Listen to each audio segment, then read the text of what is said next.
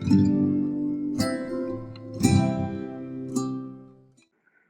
students, once again welcome to the LJ Institute of Engineering and Technology.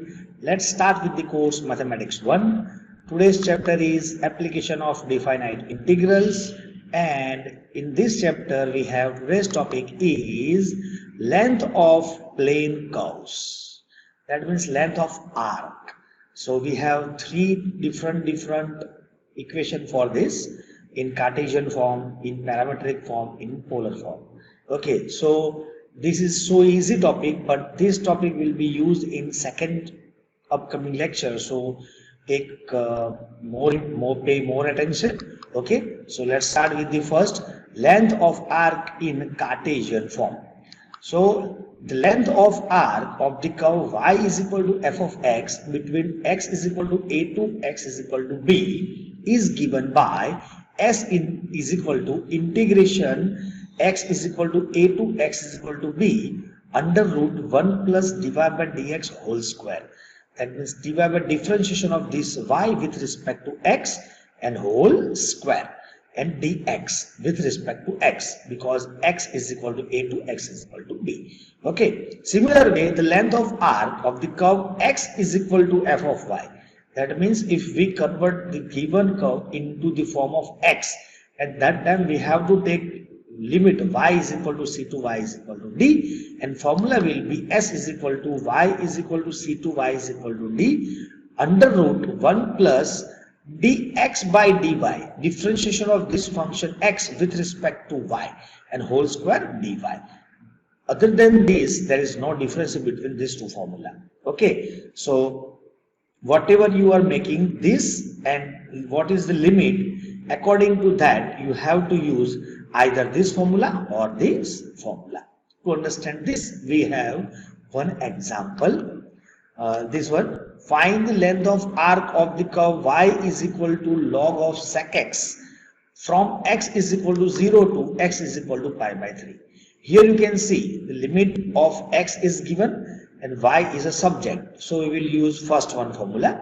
So for that we have to find dy by dx. So let's start with the y is given. Find dy by dx. So log of sec x is 1 by sec x into differentiation of sec x is sec x into tan x. We all know the derivative and integration. Sec cancel, we have tan x. Now we know the limit of x, that means x varies from 0 to pi by 3. So the arc length s is given by integration 0 to pi by 3 under root of 1 plus dy by dx whole square dx. So what is dy by dx is tan x. So tan x whole square, that is tan square x. We know the 1 plus tan square is sec square, and under root of sec square is sec, and integration of sec x is log of sec x plus tan x, upper limit minus lower limit, and we know the value of sec pi by 3 tan pi by 3 in sec 0 tan 0. So we have final answer this. Okay, so for this you need to know the basic concept and basic integration, okay, which already you studied in school level. So you have to rewind some basic concept of school level. Okay, now same, we have length of arc but in parametric form. As I told, we have length of arc in three different formula. In Cartesian form we have seen, this is in parametric form, and then polar form. So in parametric form, if the given equations are in parametric form, x is equal to f of t and y is equal to g of t, and the length of arc of the curve between t is equal to t1 to t is equal to t2, which is given by s is equal to integration t1 to t2 under root dx by dt whole square plus dy by dt whole square dt. If this variable t is replaced by theta, then we will use theta. Other than that, there is no change. Okay, so to understand this formula, let's have a look on the example.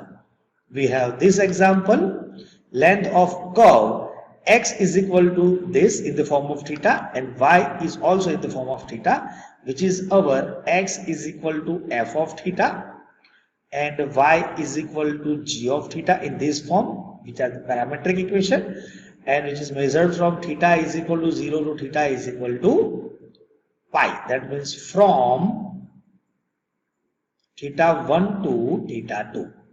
Okay, so this is look like our, just we have seen that formula. So first we will differentiate x with respect to theta. So by using product rule in between these two, first as it is differentiation of second plus second as it is differentiation of first, and by simplifying this we can cancel out e raised to theta into this sin theta by 2 minus and e raised to theta into sin theta by 2 plus.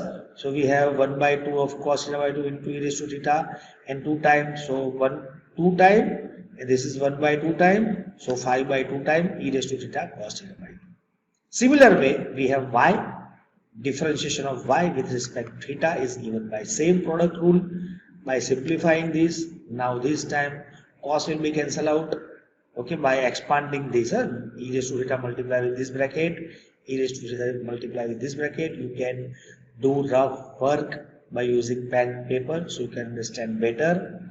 These are so easy terms, that's why I am not wasting much more time in this example. Just you have to differentiate.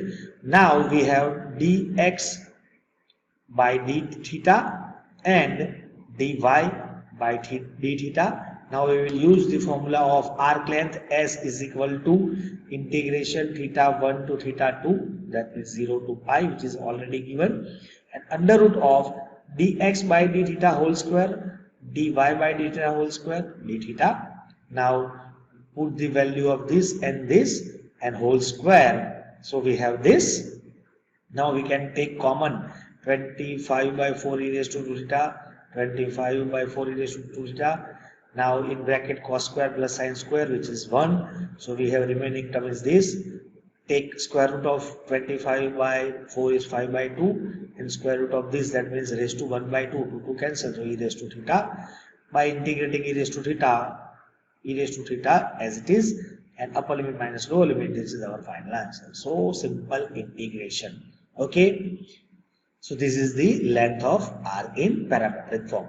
Now last one is length of curve, or length of, we can say length of curve or length of arc in polar form. So if the curve in polar form is given, r is equal to f of theta, lies between theta is equal to theta 1 to theta is equal to theta 2, which is given by s is equal to theta 1 integration theta 1 to theta 2 under root of r square plus dr by d theta whole square. Okay, so what are the different in these three equations? You have to pay more attention. You can rewind the video and you can list out all these three formula. Okay, so you can understand better in example. So we have one example based on polar form. Find the length of spiral. This is the equation of spiral. Theta from theta 1 to theta 2. So we'll take r, differentiate this r with respect to theta. So dr by d theta. Differentiation of e raised to 2 theta is 2 e raised to 2 theta. Now we have the theta varies from 0 to 2 pi. Okay, this one, and we have the formula, this formula, and we will use this formula. And what is the value of r? So r is e raised to 2 theta. So e raised to 2 theta whole square is e raised to 4 theta, and the dr by d theta is this whole square, that means 4 e raised to 4 theta. So 4 plus 1 is 5 under root 5 e raised to 4 theta. Now root 5 as it is, and root of e raised to 4 theta is e raised to 2 theta. So 0 to 2 pi. Now we can take this outside of the integration. Integration of e raised to 2 theta is e raised to 2 theta by 2. Now upper limit minus lower limit, we have this answer. So simple integration. So these are some practice example that you have to solve by yourself. One based on Cartesian form, one based on parametric form, and one based on polar form. Okay, so before starting this example, practice example, you have to rewind this video and list out these three formula and use one by one formula. And which formula you gonna use, that we have to just identify. Other than that, there is no any trick in this method. But we will use this formula, length of curve, to find the area of surface by revolving about x-axis or about y-axis in upcoming lecture. Okay, next lecture. So do practicing. Okay, rewind this video again and just understand what is the length of arc. Okay, so thank you for watching this video. We will see you soon with the last topic of this chapter. Okay, so thank you very much.